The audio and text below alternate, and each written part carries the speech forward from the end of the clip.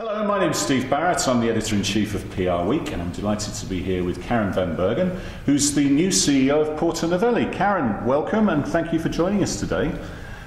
You've been in post about a month, so tell us how you've spent that first month, and what are your plans? How do you plan to go about doing the job? And congratulations, by the way. Thank you, Steve. Thank you. I'm thrilled, obviously, and honored with the new challenge.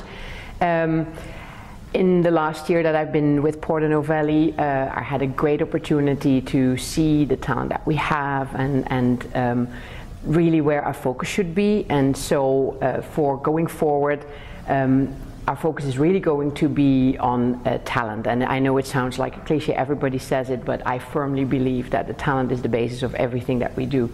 So we want Porter Novelli to be what we would call a greater than workplace, where we have talent develop, attract the best talent in the market, and really give them the opportunity to thrive in a culture that stands for collaboration and high performance.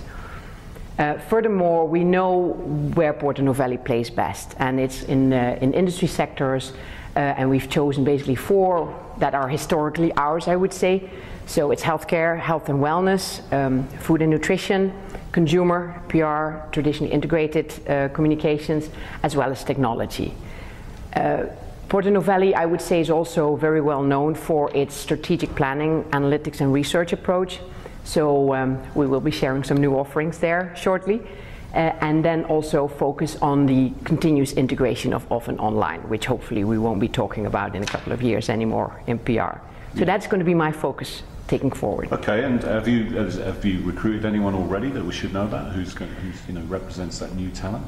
We have Paul George, who is our new global head of healthcare. He brings with him a wealth of broad knowledge, pharma and healthcare in general.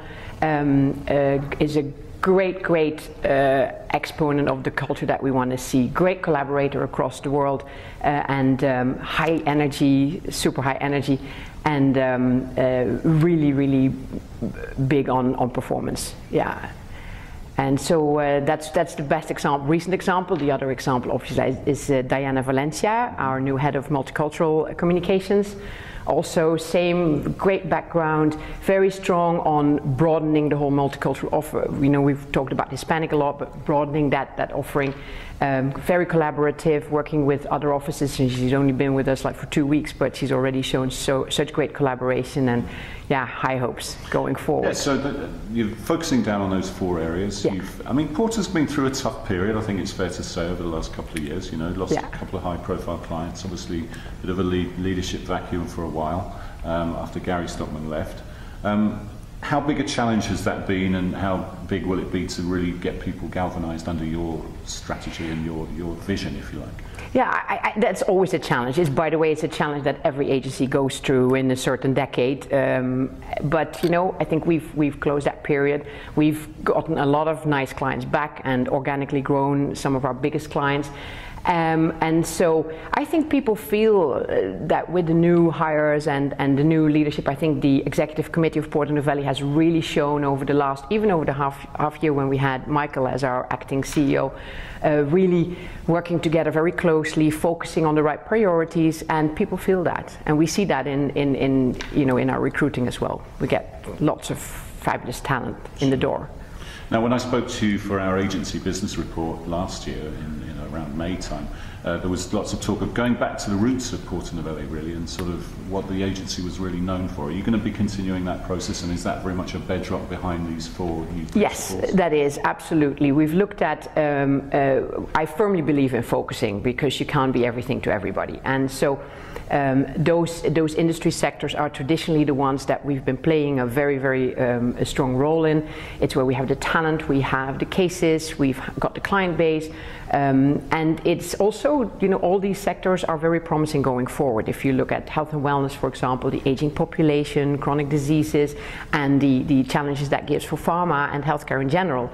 But also consumers taking their lives in their own hands and being much more outspoken about what they want for their own wellness, so much broader than healthcare alone. And I think that's where we come from with the social marketing, the healthcare background, consumer understanding. That's where we can play really well. So it's a combination of tradition and looking forward at what society has ahead of us, for us. Now you've got a varied background on the client side with people like McDonald's and Yes, Philips, yes. and on the agency side as well. I think you were at sister agency, Omnicom agency, Yeah. Fleischmann. Now you're running your own shop, business, if you like. Almost. Yeah. What do you think? Well, yeah, I guess there's a few people at the holding company to report into. But what's the biggest challenge of taking on this sort of role? You know, broad experience in the past, but what's the biggest challenge? I think the biggest challenge is always, it's all about talent. It's finding the right talent, and making sure that you do the right thing for the talent, the talented people to be motivated, to work on great clients, work on great initiatives. And I think that is always going to be the greatest challenge. I firmly believe that when you have the right talent, the clients will be happy and the rest will follow. Now, one of the questions that always comes up with Porter Novelli is people say, well, they're just going to merge them into one of the other Omnicom shops, whether it's Ketchum or Fleischmann.